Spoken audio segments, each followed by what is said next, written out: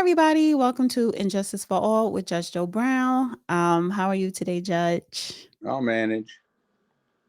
So, Nancy Pelosi announced she is retiring after 40 years. But before we get into that, the Supreme Court this week, it was a hearing on Trump's tariffs. And just to do I have a couple of clips for that as well. However, I want to share this. So it says here the Supreme Court on Wednesday seemed skeptical of President Donald Trump's authority to impose sweeping tariffs in a series of executive orders earlier this year. During more than 2.5 hours of oral arguments, a majority of the justices appeared to agree with the small businesses and states challenging the tariffs that they exceeded the powers given to the president under a federal law, providing him the authority to regulate commerce during national emergencies created by foreign threats. The law at the center of the case is the International Emergency Economic Powers Act, enacted in 1977. The president can invoke it to deal with any unusual and extraordinary threat, which has its source in whole or a substantial part outside the United States to the national security, foreign policy, or economy of the United States. If he declares a national emergency with respect to such threat, under Section 1702 of the law, when there is a national emergency, the president may regulate importations or exportations of property in which any foreign country or a national thereof has any interest.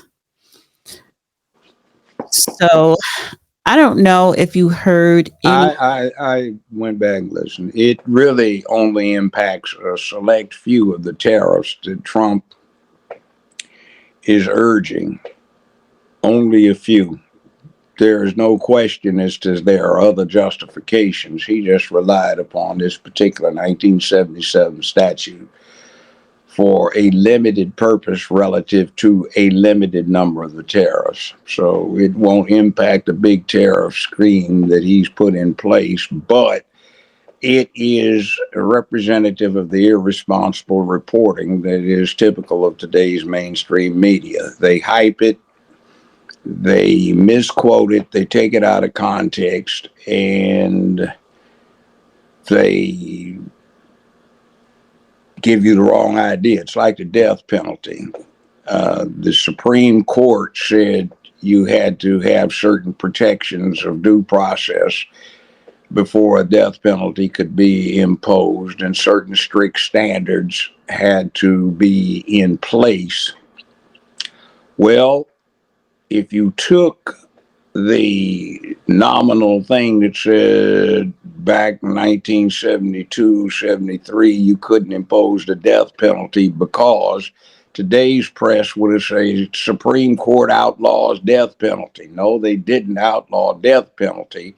They just said there were certain procedures that had to accompany the imposition of a death penalty. So that's kind of what they're doing here now. Irresponsible, reckless, amateurish, and basically incompetent media that is switched to a tabloid format is trying to interject itself into partisan politics by giving the public a false impression of what's going on, which is Trump is breaking the law. No, he's not necessarily breaking any laws.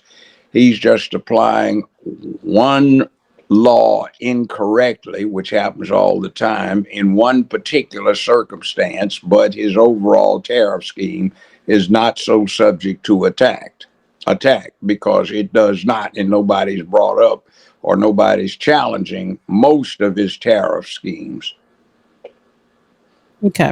Well, I want to play a clip of that hearing. It's actually two clips, but I'm going to start off with this one. But I mean, and I think this is a question for the other side as well. It's two-facing. Yes, of course, tariffs and dealings with foreign powers, but the vehicle is imposition of taxes on Americans, and that has always been the core power of Congress. So to have the president's foreign affairs power trump that basic power for Congress seems to me to kind of at least neutralize between the two powers, the executive power and the legislative power. Let me say two things in response to that. First, the notion that the taxes are all borne by Americans and are not borne by foreign producers whose goods are imported is empirically, there's no basis for that in the record. It's actually a mix. Well, who pays the tariffs? If a tariff is imposed on automobiles, who pays them? Typically there'd be regardless of who the importer of record is, there'd be a contract that would go along the sort of line of transfer that would allocate the tariff, and there'd be different. Sometimes the foreign producer would pay them. Sometimes the importer would bear the cost. The importer could be an American, could be a foreign company. A lot of times it's a wholly owned American subsidiary of a foreign corporation. So it gets allocated. The empirical estimates range from like 30% to 80% of like how much is borne by American I mean, it's citizens. been suggested that the tariffs are responsible for significant reduction in our deficit. I would say that's raising revenue domestically. There certainly is an incidental and collateral effect of the tariffs that they do raise revenue, but it's very important that they are regulatory tariffs, not revenue-raising tariffs. And the way you can see this, I think, if you look at this policy is by far the most effective if nobody ever pays the tariffs. And I say two policies, right? So if you look at the trade deficit emergency, if nobody ever pays the tariffs and instead Americans direct their consumption towards American producers and stimulate the rebuilding of our hollowed out manufacturing base, then the policy is by far the most effective. So a tariff, a regulatory tariff that... Why not do what the statute permits? Bar importation of products altogether. That would be the most effective way to do it. The question you follow the statute. The statute says the president can do that. What it doesn't say is the president can raise revenue. What it says is he can regulate importation and go back for hundreds of years the way you regulate quotas, causing it, subjecting some countries and not others to importation bans. There's a lot of verbs, but none of them include generating revenue as a side effect or directly. Let me address that verb point, if I may, because think about the canonical example, a statute that refers to a list of swords, knives, daggers, dirks, and pikes. There you look at that list of things and you say, aha, those are all weapons, therefore a pike is a spear, not a fish in that particular context. Now look at this list of verbs, block, prohibit, compel, direct, and so forth. You don't look at that naturally as an ordinary reader and say, oh, look, they're all not revenue raising. What you say is they're all very broad, powerful, actions that you can take. The verbs that are in the statute are actually doing something. I mean, they're in the statute for a reason, and as I understand it, Congress actually explained to us in its Senate report and House report when it enacted the 1941 amendments to TWIA, what it was doing. It said that what we are doing is authorizing the president, in the Senate report, quote, to control or freeze property transactions where a foreign interest is involved.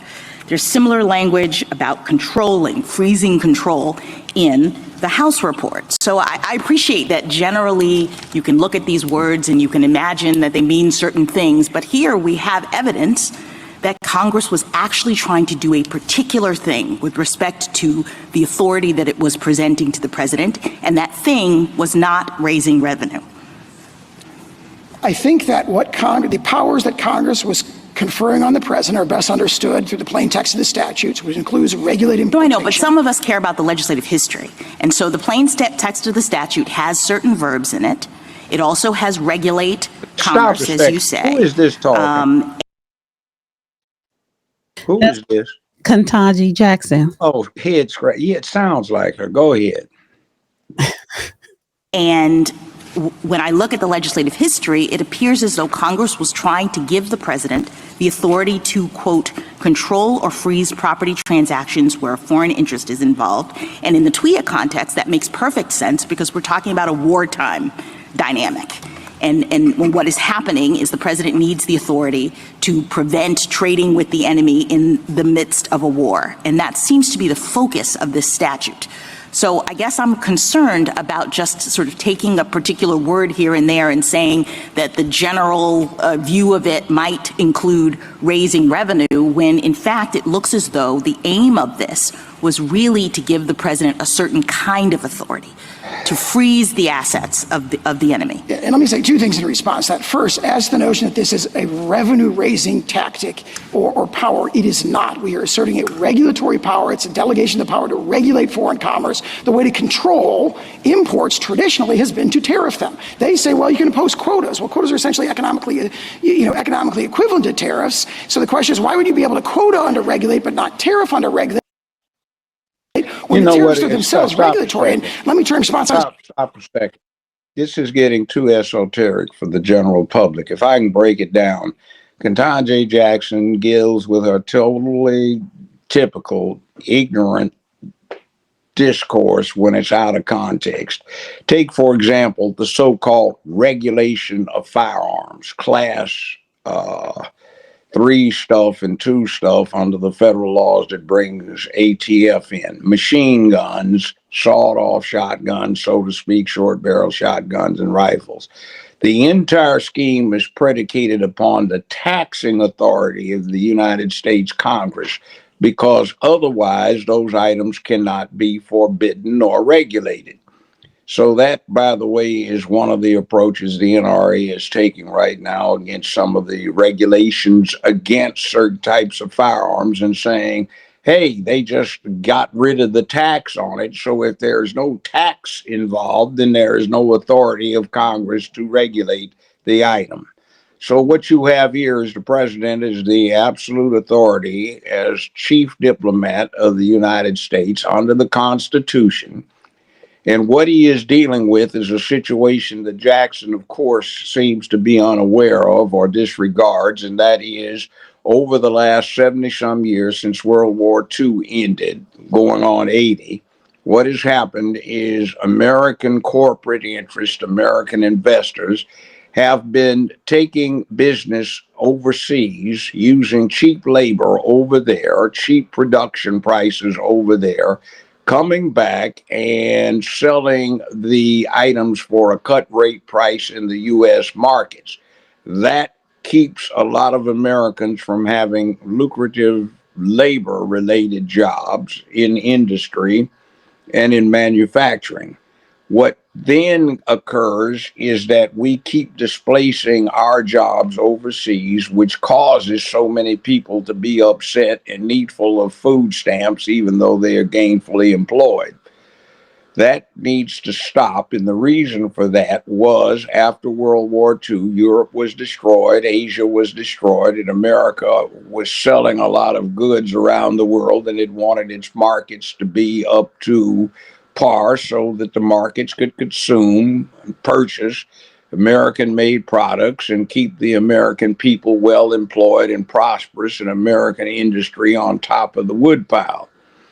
What happened is that got out of control, and over the last going on 80 years, America's industrial base and labor base has been exported, much to the profit of American investors and much to the detriment of the American public. So what's going on is, under the circumstances we have now with Al-Qaeda, Hamas, ISIS, Iran, North Korea, and China trying to drastically undercut the United States, with the situation in Ukraine being what it is, what the situation in the Middle East being as it is, you have a situation where the national defense posture of the United States is very badly undercut. The president naturally is to be expected to get involved in those things, since he is the chief diplomat, and he may bind the United States by entering into a treaty, which, if ratified by the U.S. Senate, becomes part of the supreme law of the land, along with the U.S. Constitution. Now, those things are important, and she is confusing a narrow issue of taxation with what you do to regulate. Now, you can either send in the Marines and post the Navy offshore to have an embargo, or you can do things less drastic than military or naval action, and that is you can impose fines. So we could say, instead of a tariff, we could call it a fine. Now, that being the case, it's a question that is a political question, whether or not the circumstances in the world today match those in the 1977 Act that's being discussed. If they are, then fine, but it's not up to the court to make a determination of that diplomatic political situation. It is between Congress and the president himself. So what you have is people who are collaterally impacted, who do businesses, who are suing to block this, and certain others who have, what shall we say, an agenda, a social agenda that they want to keep in place. So that's not necessarily dealing with the diplomatic / political question of whether or not the tariff is in fact an effective means of controlling foreign policy, which is exclusively in the president's lap. Now, tariffs are distinct from taxes, and they are mentioned both together in the same Article 1 section of the U.S. Constitution. So it's see what the Supreme Court does, but I'm not impressed by damn near anything Ketanji Jackson does or says. I have one more clip, and this is from Justice Thomas. He asked the lawyer Thomas asked lawyer against Trump's tariffs, if China held U.S. citizens, then would he withheld tariffs? Let me just play it. 3 minutes, not long. I just wanted to give you a chance to address kind of the other argument that's been submerged here textually. Again, just bear text for a moment, okay? Who is that speaking? Is that Gorsuch? I think so. I think he started off speaking, then you'll hear Thomas. All right, go ahead. We've been focused on regulate importation, but actually the statute says the president may, by means of licenses or otherwise, regulate importation. And we've had some discussion today about the fact that maybe the president could simply recharacterize these tariffs as licenses, or rejigger the scheme so that they are licenses. We've also heard the suggestion that otherwise, licenses and tariffs are very similar, so otherwise might encompass tariffs there. Thoughts? Yeah, a few thoughts, Justice Gorsuch. First is the SG is not even making that argument, and I think they're not making it for a number of reasons. One is that there's a strong presumption against reading statutes this way in the unique tax and duties context. Hartramp is one of those cases which says if there's doubt, you don't read the statute to confer such powers. Second, if you were to do that, it's open-ended. It allows, and this was your hypothetical, it allows under the word license them to tariff the world, Seems like you're putting a major questions thumb or an interpretive lens thumb on the plain text there. Is that fair? I think you could call it major questions. I just think it's like Justice Barrett said in Nebraska versus Biden, the most natural way of understanding what the statute is about. We're talking about, under the government's reading, a statute that gives the power to the president to junk the entire tariff. I understand that, but you're not disputing licenses or otherwise means what it says. You're saying that we should interpret that narrowly for particular reasons. So I think I am disputing it as well. I think the licenses, and this is something Justice Sotomayor was saying, don't expand the power. They are not verbs, and so it is limited to the 9 verbs there. I understand that. And so regulate, I don't think. Thank you. Yeah. Thank you, counsel. Justice Thomas, anything further? I'd like to just revisit the point that Justice Alito was making with a similar question. If one of our major trading partners, that's, for example, China, held a U.S. citizen hostage, could the president, short of embargoing or setting quotas, say the most effective way to gain leverage is to impose a tariff for the purpose of leveraging his position to recover our hostage?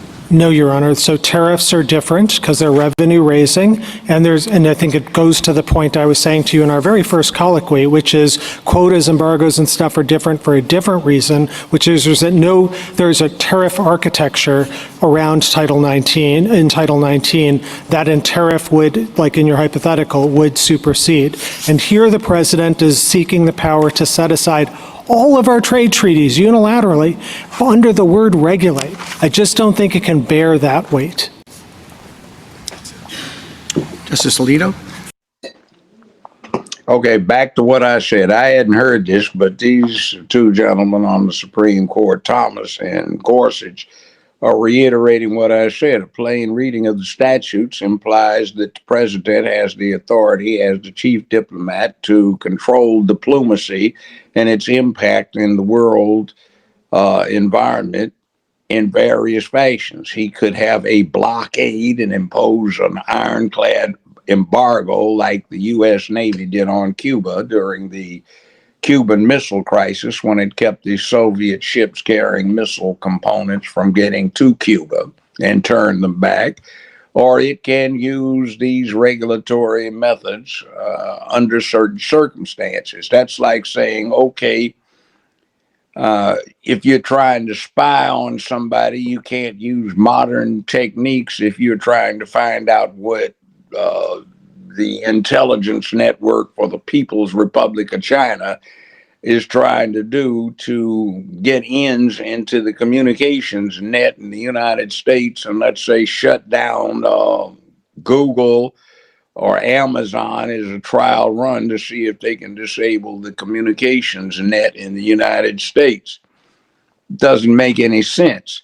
You see, you can do diplomacy by saying, we will make sure that your economic losses are bad, or we will just whip your ass if it comes to it. We've got B-52s, B-1s, B-2s, now B-21s coming online, F-22s, F-35s, and the U.S. Navy with its nuclear submarines and RLI Burke destroyers. We can go that way, or we can just talk about a tariff or a tax or a penalty or a fine or a license fee as it is.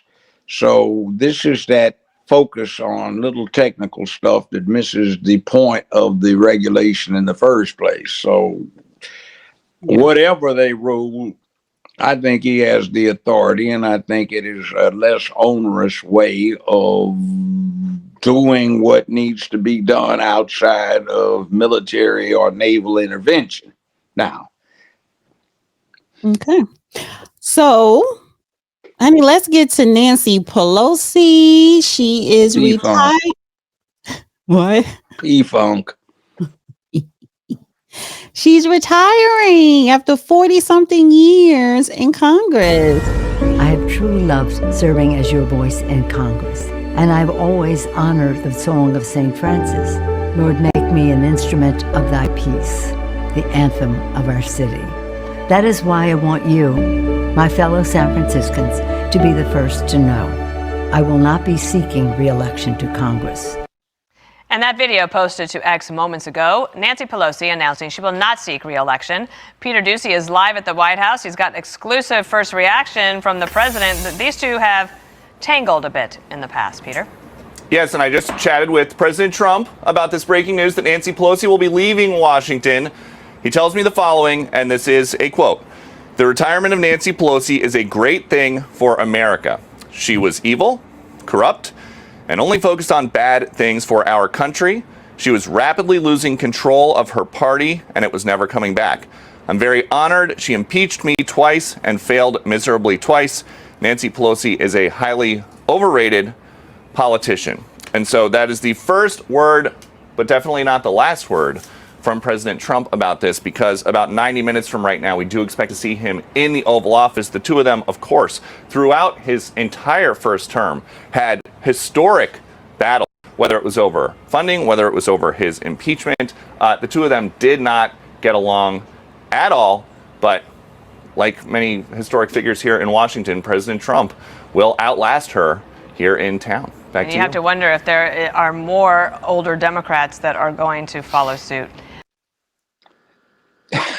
I'm laughing because I attended a meeting night before last at a big meeting hall, and the Republicans were meeting on the right side of the hallway, and the Democrats were having a debate on the left side of the hallway. They weren't together, but it was two separate meeting areas. And I wound up going over to a pub nearby, and I was sitting in an obscure location, and I got to listen to some of the Democratic upper echelons have a discussion at the table that was near me. I could hear them, but they did not know I was there, and I was listening in on this kind of thing here.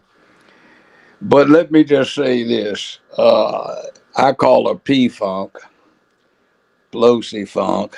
She's done a lot of damage to the country.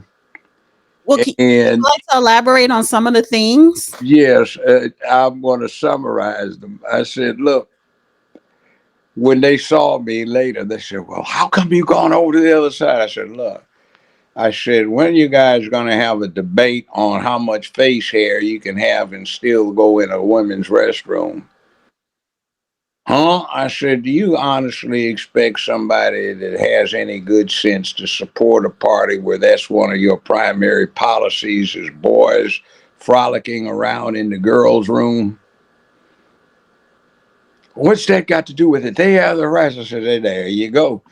So Miss Nancy Pelosi has done two things that I find atrocious. One, she's become a multimillionaire on a salary that over the course of the time she's had it would dictate that unless she's a magician, if she's playing it legitimately, would dictate that she could not acquire that financial worth. And otherwise, I'm thinking she's one of those who has so astutely used their political position for personal wealth gain and to the detriment of the people that she's supposed to represent. I think she's done a great harm to the United States in the positions that she has held as a legislator, as Speaker of the House, and as a minority leader in the House. And as a senator, Senate Majority Leader, was a period of disaster. And the same thing with her influence as a national leader. She has led America down a pathway that has glorified dysfunction, destroyed the foundation for most of those things that most of human society does now and has in the past considered matters of good character, both on the personal, community, and national levels. So I'm glad she's going. She's from San Francisco, and I call that San Fran Frico. Well, she's 85. And honestly, this has come up before. Like, should there be an age limit with politicians, congressional leaders, even president? Mitch McConnell, honey, he needs to retire. He's falling down. He had How a about stroke if his on constituents television. decide to So retire and they can? See, the point is, we keep thinking of a congressman or as a senator, as a national leader. Sometimes they fulfill those roles because of the positions in Congress that they hold. But essentially, they're representing a district, a congressional district or a House district or a state. So the question is do you want to deprive the state or the district of its choice of representatives? And we have to deal with this issue too. I said it the last time we spoke. If you think about the way the American system works, you get the representation that you deserve. If your representative isn't shit, that means the district isn't shit. So she was you got awarded. a shit ass district or a shit ass state, and they send a shit ass to Congress, either the House or the Senate, you get what you expect. But under our system, that's collateral consequences of allowing that district or that state to make the selection. So I don't think we need term limits, because my experience in dealing with these people is that by the time they learn what they're supposed to be doing, most of them are termed out if they have term limits. Most of them don't come in there with expertise in the fields that they're going to be dealing with, holding the offices that they got elected to.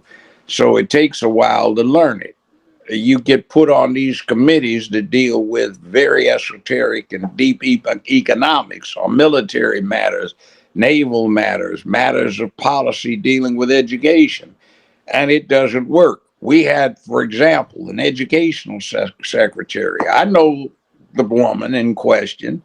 She used to come by my house for dinner. She and my ex were friends. Fine lady. She meant well, but she had no expertise in the subject in hand. And Talking about under Trump administration first term. yeah.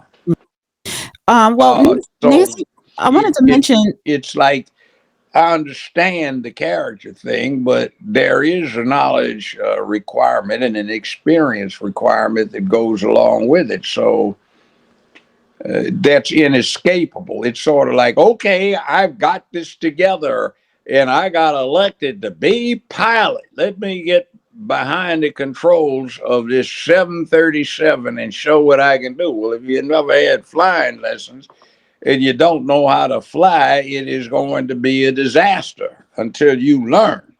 Now, flying that airplane is like, relative to real issues in a governance situation, is about the same, except that nobody dies in the obvious flame-filled explosion and crash that occurs. Well, she received, Nancy Pelosi, the Presidential Freedom Medal in 2024. From asshole and the hoe and Joe and the hoe. Yeah, okay. And it says Nancy Pelosi was a major opponent of the Iraq War, as well as the Bush administration attempts to partially privatize Social Security. She then helped pass the Obama's administration Affordable Care Act, the Dodd-Frank Wall Street Reform and Consumer Protection Act, Don't Ask, Don't Tell Repeal Act, American Recovery and Reinvestment Act of 2009, 2010 Tax Relief Act.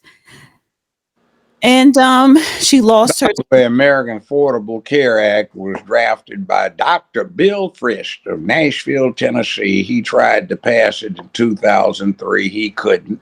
His family founded Blue Cross Blue Shield and controls most of the HMOs and medical insurance companies that are benefited by affordable care, aka Obamacare. And she assisted Barack Obama and herself, because I suspect she did just what Obama boy did, which is have a trust fund or a subsidiary corporation that she controlled or had benefit of, invest heavily in Blue Cross and Blue Shield, and get the enormous profits that come from this crapped out thing known as Obamacare. It was passed in 2010, 7 years later, and promptly after that, Senator Bill Frist retired because he had achieved what he was there to achieve on behalf of his family. I talked to him personally, and I found it interesting that he conveyed to me that he had never voted in his life until he hit 35, when he decided to run for U.S. Senate, and he registered to vote for the first time. And he was boasting of the fact that in his entire career, entire life, he had only voted for one person, himself. He'd never voted for a fellow party candidate in a primary or a general election, hadn't voted for electoral college representation when it came to his party's president. He just voted for one person on the ballot, himself. And I think we got ripped off, and I think Pelosi. Oh, yes, we did. Yes, we did. I don't like the Affordable Care Act / Obamacare. Honey, you know what? I have not even taken the time out right now to call up. You know how you call up to pick an insurance plan, because I'm so afraid of the price of the monthly premiums that they're going to tell me right now. I didn't like it a year ago. So you know what I do now with my car insurance, Allstate, they have a section for health insurance, but it's only like 3 months and then you got to renew again, but it's so much cheaper. And if I want Blue Cross, if I want Aetna, and I think I'm just going to do that, because I'm relatively healthy, but I'm afraid to I'm afraid to enroll in open enrollment because I'm afraid of the premiums. Well, let me tell you something. I used to run a government office here, the public defender's office, way back when. And I learned then that the best deal for medical insurance is to avoid medical insurance companies and go with a general coverage company that handles homeowners insurance, automobile insurance, theft, and stuff like that. And they'll give you a much better deal because the medical insurance company, starting with Bill Frist family, years ago started advertising it because they limited themselves exclusively to medical matters. They were giving you a better deal. They do not.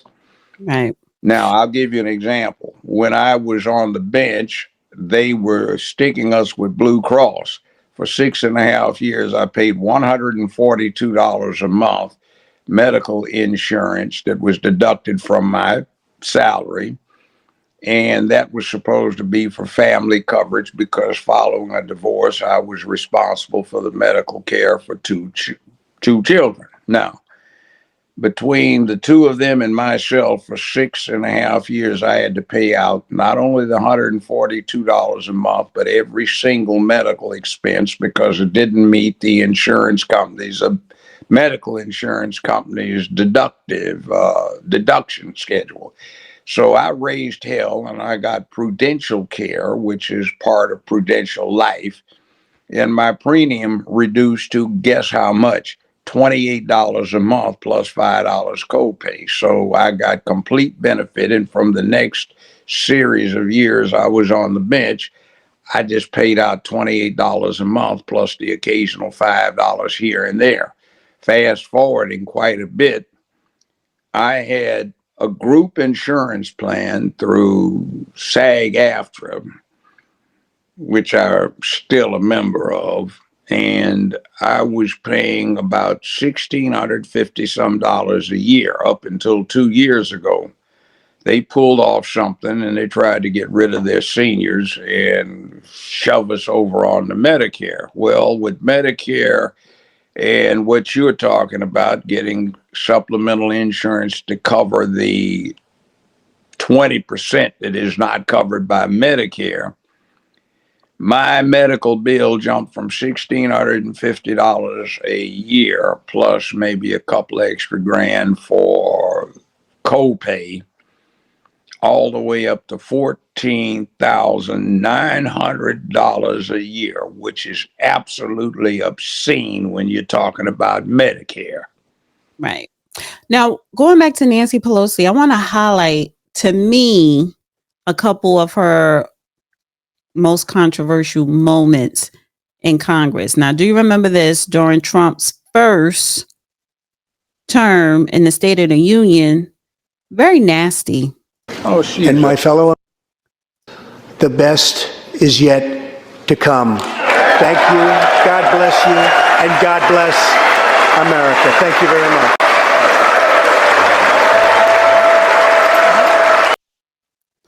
Yeah, she tore it up. Yeah, she tore it up. That rude heifer. You know what she does reminds me of?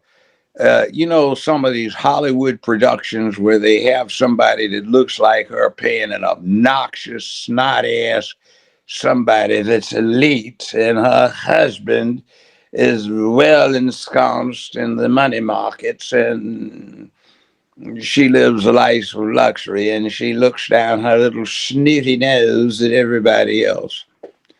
And that's what it is. She's the one that caused that so-called January 6th little disturbance in the Capitol building. Trump offered to get the National Guard there.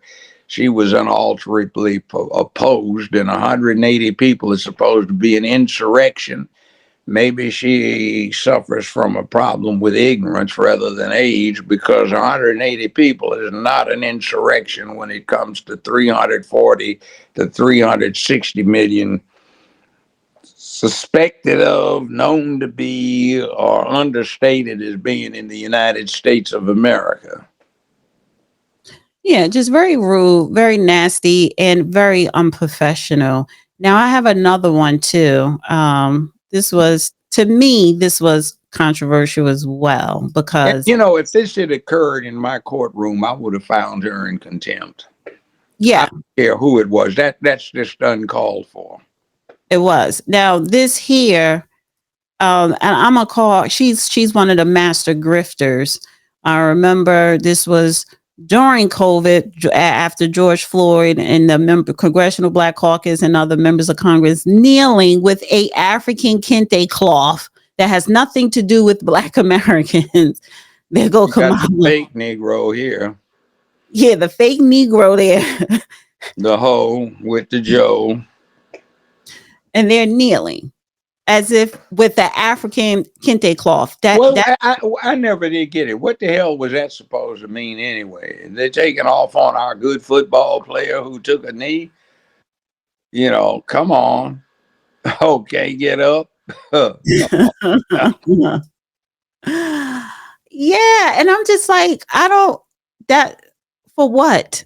Half these people couldn't get down or up, but I'm just like, the audacity.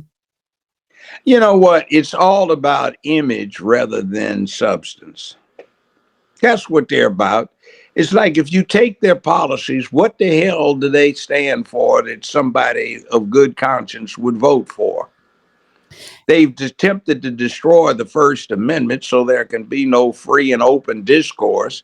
They want to destroy the Second Amendment so no one can be defending themselves when needed, and depend upon them to do it, which sets up a totalitarian situation.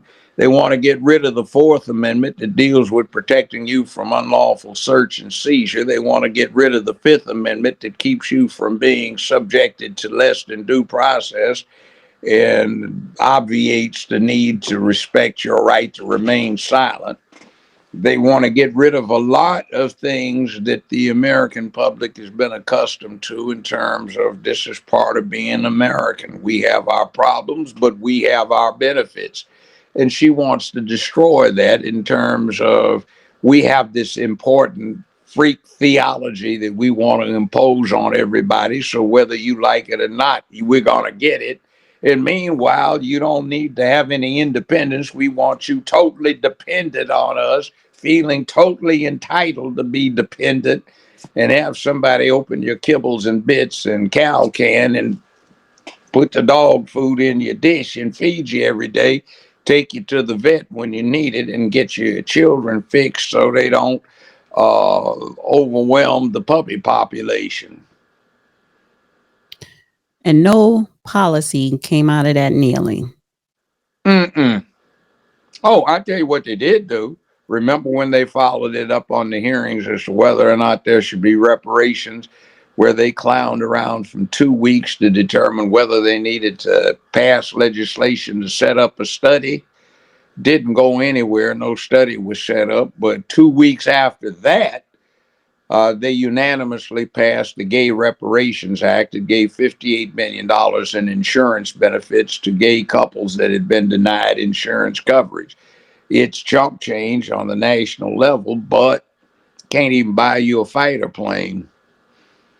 And what wound up happening, though, it's open-ended and it can still be extended. In fact, I understand it is. So I find it interesting that this is the party that has recaptured its slave crew or descendants. Get them niggers out there. We need some slave catchers, but this time we's gonna fool them. We ain't gonna go after them with dogs and guns. We's just gonna put something out they likes to have, and they'll be flocking around, and in no time we won't even have to chain them. We just lead them on back, and their minds are keeping that. They likes what they had. They didn't have to take care of themselves. Right, Chucky? And I want to end on that note. I think that's a good way to end. Thank everybody for tuning in to another episode of Justice for All with Judge Joe Brown.